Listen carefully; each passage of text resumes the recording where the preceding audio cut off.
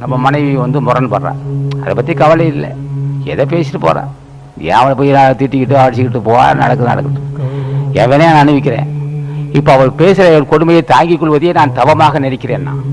என்னடா மறையெல்லாம் பேசுகிறா, அது என்னோட தவமாக நான் செய்த பாவத்தை நிற்பதற்கு ஒரு வாய்ப்பு கிடைத்திருக்கு. என் மனைவி என்னை திட்டுகிறாள், என் மனசை புரிந்து கொள்ள பேசுகிறாள், என் பாவத்தை நிற்பதற்கு ஒரு வாய்ப்பு கிடைத்ததுன்னா இது ஒரு தவமாக நான் நினைக்கிறேன். என் முன் செய்த வினையை மற்றவர்கள் தீர்க்க யாரும் விரும்பவில்லை, இவள் என் பாவத்தை தீர்க்கிறாள். என்னை என் மனசை புரிந்து என் வருவாய் தெரியாமல் செலவு செய்கிறாள். செலவு செய்துவிட்டு என்னை புரிந்து கொள்ளாமல் செலவு செய்வது மட்டும் இல்லாமல் என்னை இடறி பேசுகிறாள், என்னை ஒத்துழைக்கவில்லை. ஆகவே அந்த துன்பத்தை தாங்கிக் கொள்வதை தவமாக நினைக்கிறேன். என் பாவத்தை நிற்பதற்கு வாய்ப்பு கிடைத்து விட்டது, இவளையே நீடு வாழ வேண்டும், அவள் நீடு வாழ வேண்டும், உடல் ஆரோக்கியத்தோடு நீடு வாழ வேண்டும். மேலும் மேலும் என்னை தாக்கி பேச வேண்டும், பேசி நான் பாவத்தை அவள் மூட்டை கட்டுறேன். சரி, அவன் நினைக்கிறான். மனைவி புரிஞ்சு கொள்ளாமல் திட்டிகிட்டு இருக்கா, எப்போ பார்த்தாலும் உங்கள் அப்பா விட்டு அப்போ உங்கள் அப்பா அப்படி, உங்கள் அண்ணன் இப்படி, உங்கள் அப்பா தங்கச்சி இப்படி, அம்மா அண்ணன். அவள் சொல்கிறான், ஏன் நான் என்ன தான் கட்டிட்டு வந்தேன், எங்கள் அம்மா அக்கா தங்கச்சி எல்லாம் ஏன் பேசுகிறேன்னா. அது ஒரு பேசி அவன் பொழுதுபோக்கிட்டே இருப்பான், பேசியே இடையில பேசிக்கிட்டே இருப்பான், தேவையெல்லாம் பேசுவான். உங்கள் அண்ணன் இப்படி, உங்கள் தங்கச்சி இப்படி, அக்கா இப்படி, உங்கள் மாமி இப்படி, உங்கள் தாய் இப்படி, அது கொடுக்கல இது கொடுக்கலன்னு பேசியே சாகடிப்பான்.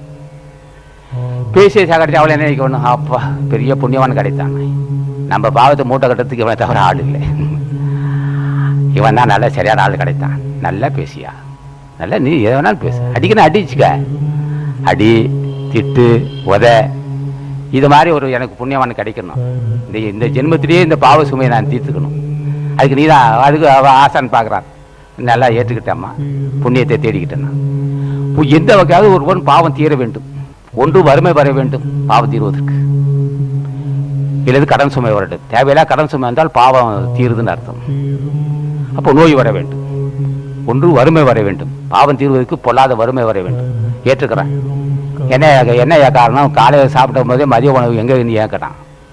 அப்பா நம்ம ஏக்கமே நமக்கு பாவத்தை தீர்க்குது.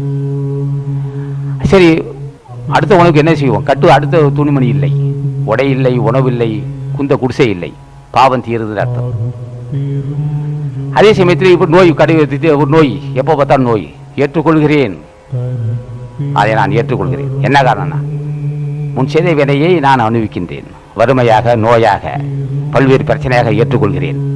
இன்னும் வரட்டு என்று சொல்கிறேன். அதுவும் ஒரு தவம், வினை தீர்வதற்கு ஒரு வாய்ப்பு கிடைத்தது என்று பொருள்படும்.